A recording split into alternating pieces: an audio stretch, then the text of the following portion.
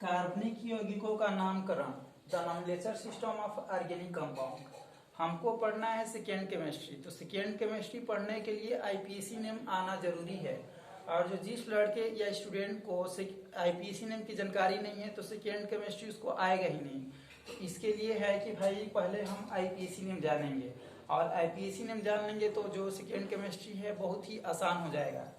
तो इसके लिए है, जैसे हम बात करेंगे कि कार्बनिक यौगिकों का नामकरण में क्या है, या उसका नामकरण कैसे करते हैं, या आईपीएसी नेमिंग क्या है।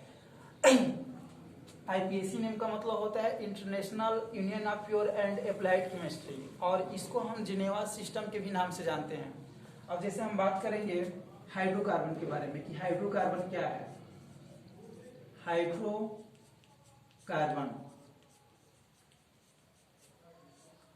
अब हम जानेंगे कि भाई हाइड्रोकार्बन क्या होता है।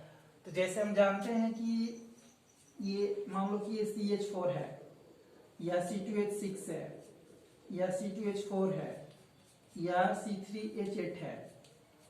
तो हम बताइए इसमें कौन कौन से एलिमेंट दिख रहे हैं। तो कार्बन है, हाइड्रोजन है, कार्बन है, हाइड्रोजन है, कार्बन हाइड्रोजन है। इसकी कितनी संख्या उस पर डिपेंड नहीं है। अरे भाई ये किसके मिलने से बना है, कार्बन और हाइड्रोजन के मिलने से बना है। और इसी को हम बोलते हैं हाइड्रोकार्बन। हाइड्रोकार्बन, तो इसको हम ऐसे डिफाइन कर सकते हैं कि कार्बन और हाइड्रोजन के मिलने से, कार्बन और हाइड्रोजन के मिलने से जो यौगिक बनता है उसे हम क्या बोलते हैं, हाइड्रोकार्बन। मतलब इसका डिफिनीशन ये आएगा कि कार्बन और हाइड्रोजन के मिलने से, कार्बन और हाइड्रोजन के मिलने से जो यौगिक बनता है उसी को हम बोलते हैं हाइड्रोकार्बन। अब हम बात करेंगे क्लासिफिकेशन ऑफ हाइड्रोकार्बन की। हाइड्रोकार्बन को कितने भागों में बांटा गया है। तो हाइड्रोकार्बन का दो पार्ट होता है, एक होता है संतृप्त हाइड्रोकार्बन और एक होता है असंतृप्त हाइड्रोकार्बन। इसका दो पार्ट है, एक होता है संतृप्त हाइड्रोकार्बन और एक होता है असंतृप्त हाइड्रोकार्बन। संतृप्त हाइड्रोकार्बन और दूसरा पार्ट होता है इसका असंतृप्त हाइड्रोकार्बन।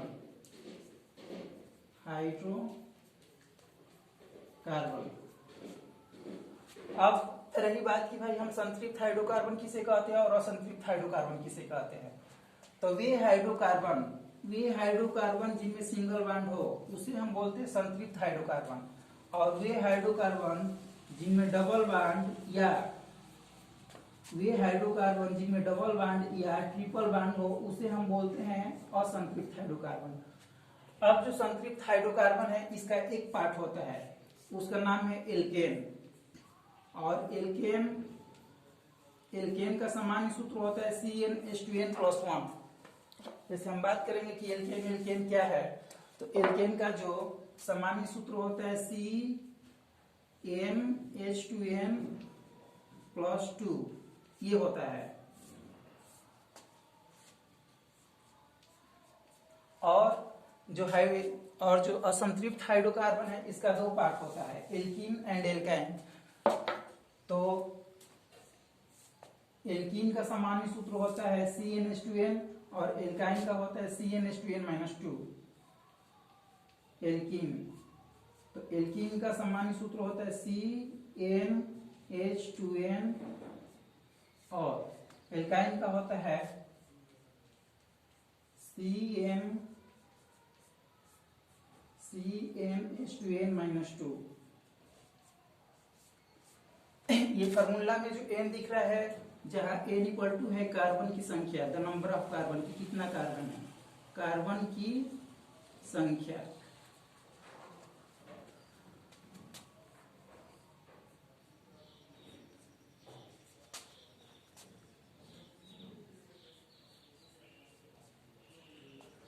अब जैसे मान लीजिए दे दिया कि जैसे CH4 है और इसका आईपीएसी नेम क्या होगा। अब इसका आईपीएसी नेम क्या होगा तो हम पहले जानेंगे कि भाई रूट वर्ड क्या होता है। तो जैसे एक कार्बन है तो एक कार्बन का नाम होता है मेथ, एक कार्बन का नाम मेथ, दो कार्बन का नाम एथ होता है, तीन का प्रो, 4 का होता है ब्यूट, 5 का पेंट, 6 का होता है हेक्स और 7 कार्बन को बोलते हैं हेप्ट, 9 कार्बन को बोलते हैं नॉन और 10 कार्बन को बोलते हैं डेक। आज जैसे हम बात करेंगे कि भाई इसका आईपीएसी नाम क्या है, CH4। तो पहले जानेंगे कि भाई इसमें कितना कार्बन है। जैसे लिखा गया है CH4, तो इसमें कितना कार्बन है, तो इसमें कार्बन की संख्या n इक्वल टू कितना है 1, तो यहाँ पे n का वैल्यू हो जाएगा 1। इस तरह लिख देंगे C2H6,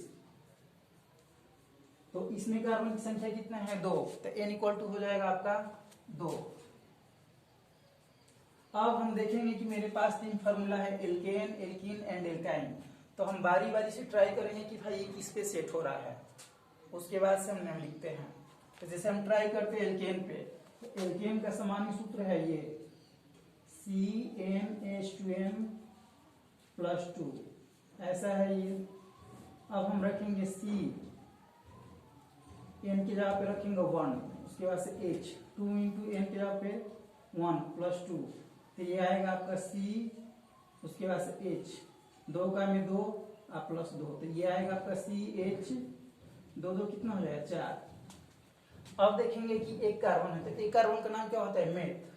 आइए किस पे बैठ रहा है, एल्केन पे, तो ऐसे हम बोल रहे हैं एल्केन, तो इसमें आ रहा है N। अरे जिसे हम बोल रहे हैं एल्केन, तो इसमें सिंगल बॉन्ड होता है, इसमें हम जोड़ते हैं N। तो जब हम मेथ में, ये बताओ एक कार्बन है तो एक कार्बन का नाम क्या होता है मेथ, और जब मेथ में हम क्या जोड़ेंगे, एल्केन पे बैठा है तो N, तो मेथ में जब N जोड़ेंगे तो मेथ और N तो क्या होगा मेथेन। अब हम बात करेंगे उसका, जैसे C2H4 है, C2H6 है, तो इसमें कार्बन की संख्या कितना है 2, इसमें कार्बन की संख्या है 2। तो जैसे इस पे ट्राई करते हैं, CnH2n+2, ये है Cn के पर रखेंगे 2, H 2 इंटू n के पर रखेंगे 2 और प्लस में इस तरह 2, तो आएगा आपका C2H, 2 इंटू 2 इक्वल टू 4 और प्लस में 2, ये आएगा आपका C2H6। अब बताइए ये आ गया कि नहीं, तो इसमें कितना कार्बन है 2, तो 2 कार्बन का नाम होता है एक, और किस पे बैठा है एल्केन पे, तो जब इस पे सेट होगा तो हम जोड़ेंगे N, तो एक में जब N जोड़ेंगे तो हो जाएगा आपका एथेन। अब हम क्या करेंगे, जैसे इसका स्ट्रक्चर फॉर्मूला कैसे लिखेंगे, संरचना सूत्र। इसमें कितना कार्बन है 1, तो हम जानते हैं कि जो कार्बन है ना, कार्बन की वैलेंसी होती है 4, संयोजकता होता है उसको 4, तो इसको 4 बांड की जरूरत होती है। तो जैसे कार्बन है तो इधर से एक बांड लगाएंगे तो एक इधर से लगाएंगे तो 2, एक इधर से लगाएंगे तो 3, एक इधर से लगाएंगे तो 4, यही हाइड्रोजन होता है। तो इसको हम काउंटिंग कर लेंगे 1 2 3 4, कितना कार्बन है। अब इस स्ट्रक्चर फॉर्मूला कैसे लिखेंगे, तो कितना कार्बन है 2,